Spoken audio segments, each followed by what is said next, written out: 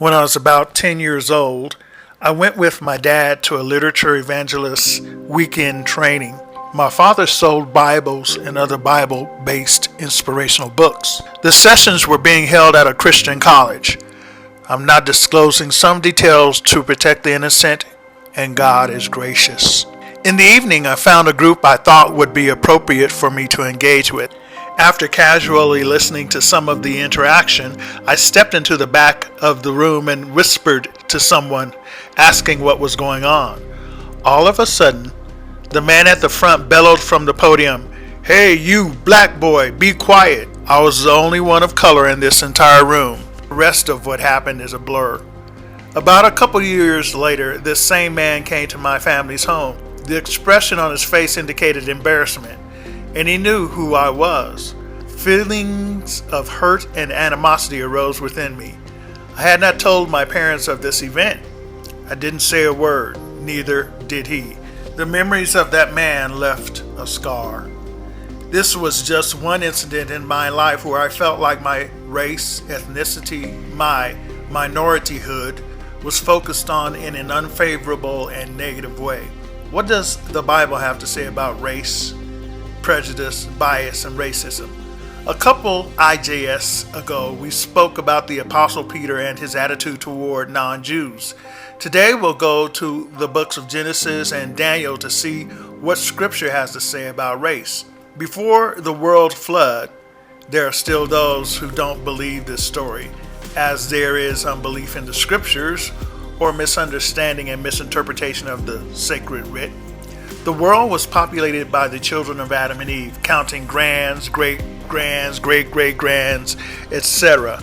Because of the general anarchy and defiance of humanity, the Lord instructed Noah to preach 120 years, warning everyone a flood was coming and to board the ark that God designed for Noah to build in his mercy. The majority did not listen, scorning and mocking Noah. Only this patriarch, his wife, 3 sons, and their wives entered the refuge of God's mercy. The table of nations we find in Genesis chapter 10 proclaims the unity of the human race, declaring that all have descended from a common source. Diverse as they now are in their geographical location, their physical appearance, or their national peculiarities, all can trace their origin back to Noah and his 3 sons. This actually makes all of us related as cousins, and racism makes no sense. This list condemns all theories that would trace mankind back to different original parents. The list furthermore constitutes evidence supporting the account of the dispersion of races as being due to the confusion of tongues, once again humanity rebelling against God, described in Genesis chapter 11 at the Tower of Babel.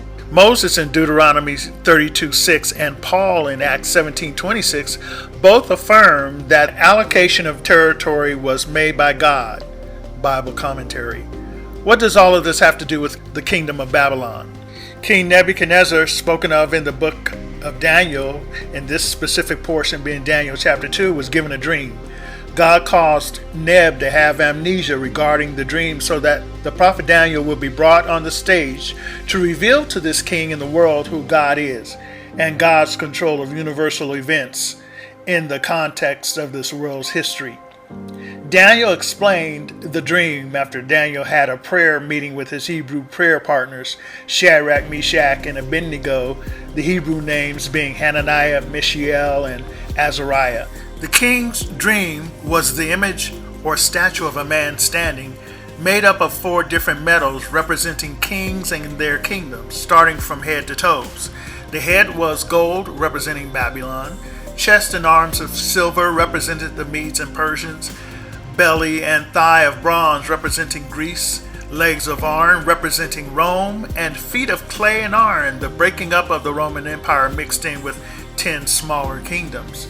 The dream ended with a large stone cut out without hands, human hands, crushing the image into dust and replacing the image, becoming a mountain itself. This was prophesying the eternal kingdom of Christ being put in place at the end of it all. One lesson we can get from this dream is that all races and ethnicities are included in the scriptures. Those who have portrayed the scriptures as being a white man's book have been ill-informed. Humanity and the various races have had the opportunity to rule the world. Every single one has failed, as humanity is failing now. Every race and its mixture had the opportunity to be the majority. Yes, we were mixed into one or another of those kingdoms, and when in the majority we oppressed, there was man's inhumanity to man, enslaved, marginalized those who were not of that particular majority. The only kingdom that will be successful with the human race, with no more walls of separation, and everyone on a level playing field where love, equity, peace, freedom are, is the kingdom of Christ. I'm just sharing.